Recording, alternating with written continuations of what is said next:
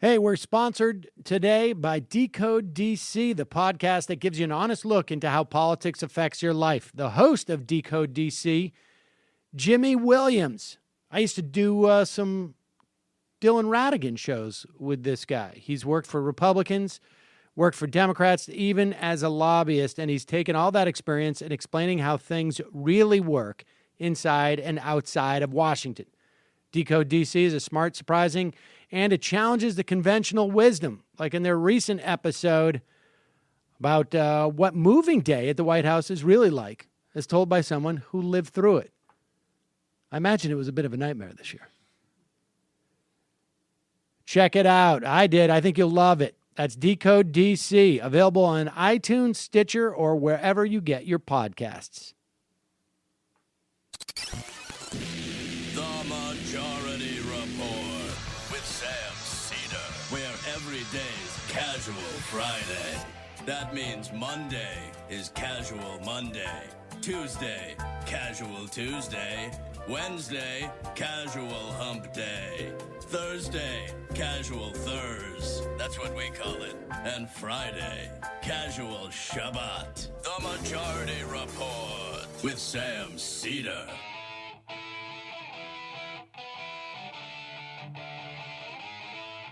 It is Friday, January 27th, 2016. My name is Sam Cedar. This is the four-time award-winning Majority Report.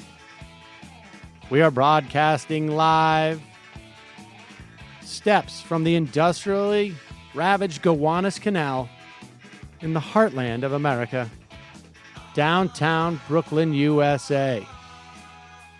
It's Casual Friday, folks. In this era of the Mad King. On the program today, Cliff Schecter will be joining us to, I guess, partially review the week. If we were going to review the entire insanity this week, it would take the entire week. And then we would have to live it all over again. Frankly, I don't think I would make it. Also on the program today, has there ever been a time we needed to hear from Isabel Gillies more? I don't think so. All this and more on today's program as the Commander in Crazy is losing it over a crowd picture on the wall of the White House. Betsy DeVos driving huge calls to the Senate. Labor Secretary Pudzer punts again. Those top State Department departures, apocalyptic or overblown? Weird arrests of supposed spies in Russia. And the EPA head nominee cannot name one EPA regulation he supports. Not one. Democratic leadership, however, yet to show they're up to the task. And is it Bannon or Priebus running the show, and does it matter? And since it's Friday, might as well tell you the Doomsday Clocks organization's issued its most dire warning since the Cold War. Ah, yes, all that and more, ladies and gentlemen. Oh, boy, oh, boy. Man. I don't know what to tell you. This is exhausting, folks. I mean, I know everybody is feeling this, and we've just got to pace ourselves because it's not going to go away for some time. Now, with that said, I stopped myself from writing a tweet along these lines. Now, I suppose all the reasons why it makes sense for me to stop myself when I'm going to tweet it probably would apply to me articulating it on this show. But I don't know. I just somehow I feel like I can get away with. I feel more comfortable articulating it. But I was going to ask, like, is it if just hypothetically, because I've been watching a lot of Trump footage over the past 24 hours. And I would have to say a healthy amount of it is the sassy Trump stuff. I don't know if people are aware of this. And you know what? We're gonna put a link to that in our newsletter. We're going to send out the newsletter this week. It's either going to go out today or tomorrow, or sometime over the weekend. It is going to be a compilation of what we've seen so far of organizations and means in which you can get involved and do something, particularly in the sort of fight Trump, fight Republicans space, as opposed to like stuff around your community where you can help out other people. This is more geared towards capital P politics. And maybe what we'll include is a clip, because maybe some people aren't aware of this. But the guy who is the EP of Veep, right? Is it the same guy, or am I confused? Armando Iannucci? Yeah. Who doesn't he do the sassy? No, that's Peter Serafinowicz does sassy Trump. Okay, all right, I got confused. Well, nevertheless, I haven't seen that guy on Twitter. I wonder if I stopped following him. I haven't seen him on. All right, so these basically it's just a guy who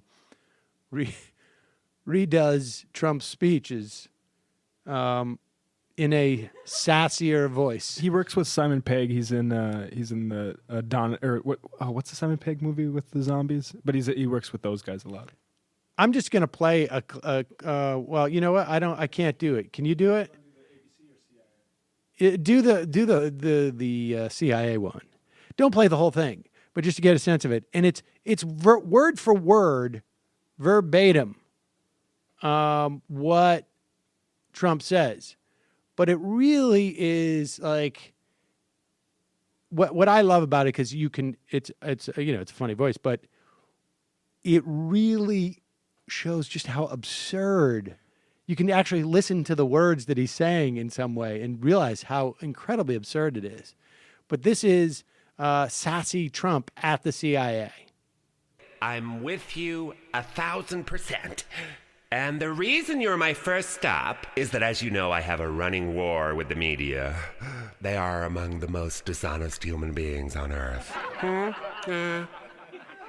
Right?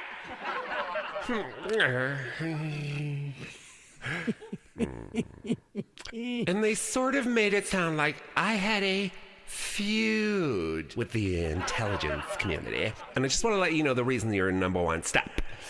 It is exactly the opposite. Exactly, and they understand that too. Mm-hmm. And I was explaining about the numbers. We did a thing yesterday. The speech. Did everybody like the speech? You had to like it, right? Mm-hmm. Yeah. So I've been given good reviews, but we had a massive field of people. You saw that. Okay, all right. We don't need to hear anymore. I mean, now this was he was doing this over the course of the campaign, and it was funny then. But now it just feels like literally like medication to me. Yeah. So we'll include that in the newsletter. And you can go and sign up for the newsletter on our site at majority.fm if you so wish. And so, so yeah, I guess here's what my tweet was going to be. Was because he looks like he's already been in office for like 18 months. And I mean, if you look at before and after pictures of Obama, he aged quite a bit. And I'm just curious if Trump has a heart attack or a stroke. And I'm not saying I wish this on him. I'm not saying it now. But if he does, I'm just curious, this is as a thought experiment. Are people going to be sympathetic? Is it going to be like 10% of the population? I mean, now, granted, there's 30% of the population, 40% of the population right now, they're very ecstatic about Trump. Still are. buddy of mine sent me a picture of a van that had a sign taped to the back of it in Florida offering to help Democrats. It was all misspelled, incidentally. Offering to help Democrats light themselves on fire or something to that effect. It's helpful. He's bringing people together. It's he's inspiring people to be more community service oriented. But I just wonder if he has a heart attack, if people are going to be sympathetic towards him. I mean, broadly speaking, I think no, but I imagine some, right? I mean, if he has a stroke, I saw my dog have a stroke. Now, I loved my dog, so I'm obviously going to be more sympathetic with my dog. But I wonder if we watch him have a stroke on TV. I don't know, just something to think about. It's Friday. Yeah, no, I've actually given this some thought. Like, if he died, would people? It would just upset people on the level. Okay, so wait, he dies in this scenario, but Oh no, I'm just saying he's horribly crippled. oh, Yeah, no. I mean, if he dies, he dies. well, no, if he dies, I think it would upset more people just because it's upsetting that the balance of power, and if it was not something natural that happened to him, it would be even. Oh yeah, no. I think much people would more be much upsetting. more because nobody wants the presidency itself attacked. No, but I'm just saying, like, if it's an act of God. I mean, If he's on TV if and it's he God, has a if God does stroke, it. I mean, if God does it. God people does are it. definitely going to be upset, Sam. Right. Okay. Yeah. All right. Just curious. I Just mean, I guess we could curious. see like how much Dayton's support is rising because he had the stroke. Yeah, but I think that's different. Bit different. I think it's different. We should say Michael's not here because he's sick. I can't say that with a straight face. No, of course he's hungover. It's not even close because he went to they did a live Two Dope Boys. We had a live Two Dope Boys taping. last night. and he got too wasted, and then he writes me in the morning, "I'm sick, can't come in." It's okay. That's fine. He doesn't. I mean, I told him. I said, "You've misspelled. What do you write? Very sick today. I can't make it." He wrote, and I said, "You misspelled sick. It's spelled Hungover. Maybe it was just his spell check." And that's it. I think he's sleeping right now. All right, we're going to take a quick break. When we come back, Cliff Schecter.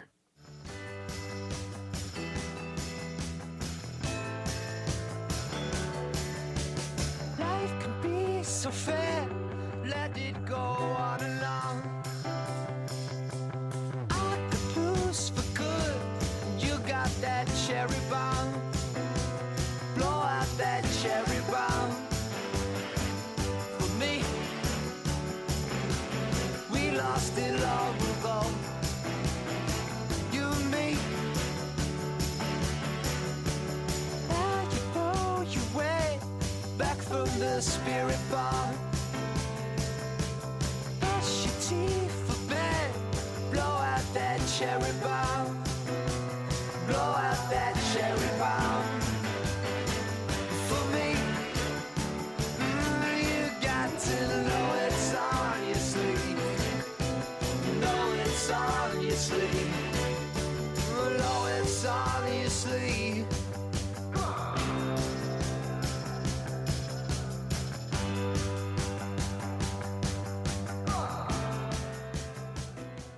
Yes, ladies and gentlemen, Sam Cedar on the Majority Report.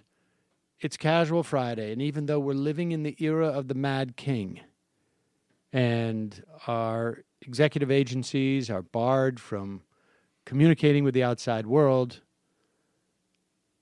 the authority coming from Sheriff Bannon and his henchmen does not stretch to outlawing and banning this song. Cliff Schecter, Libertas LLC. New media, public relations, and strategy. You want any of these services, you know who you gotta see. Cliff Schecter, LibertasLLC.com. Yes, ladies and gentlemen, Cliff Schecter. Hello, Cliff. How are you? This is the first time that we have spoken, I guess. Well, I mean, we spoke after the inauguration, but just after the inauguration. But now we have a full sense of what a Trump presidency looks like. Exactly, and of course, our predictions were way off.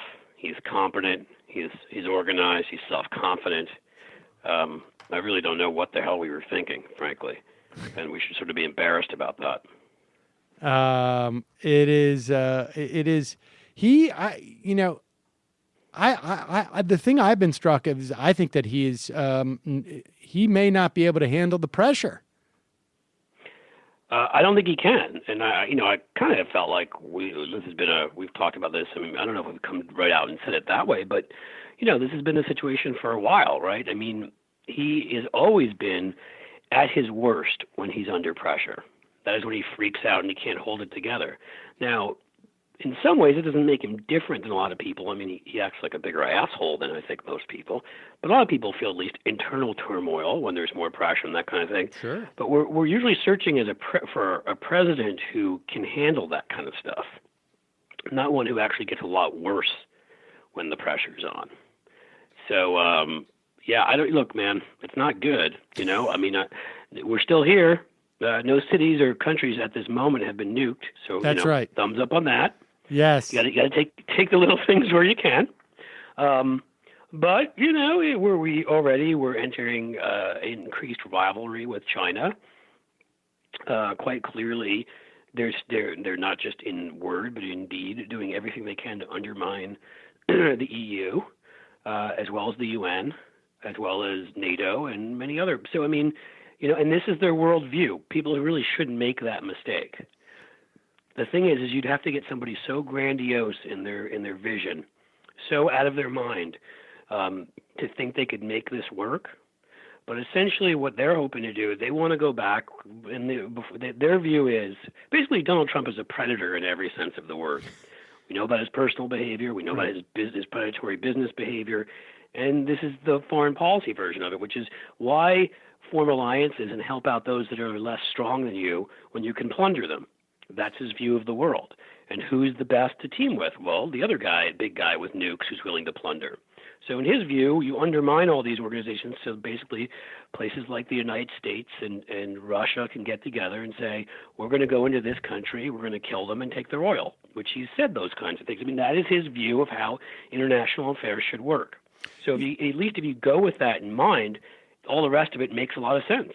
Yeah, one of the things that sort of got lost in the insanity that was his talk in front of the CIA was his sort of offhand mention of complaining about, we didn't get the oil when we went into Iraq, but you may have a second chance. And right. So, I mean, I guess we'll see where that goes. He's speaking to Putin this weekend. And then there's also, I mean, I don't want to get into this right now. I want to talk about the Democrats. But sure. There is just that people should be aware of. There's been 3 or 4 arrests of Russian people who work in their cyber, I guess, their cyber programs. Intel. Who have been charged with being U.S. spies. And there was also another story about Rosneft, which is the huge Russian oil company, and there's been stories out about how 19-20% of this company has been sold. Nobody knows to whom for whatever reason. They can't figure it out, and then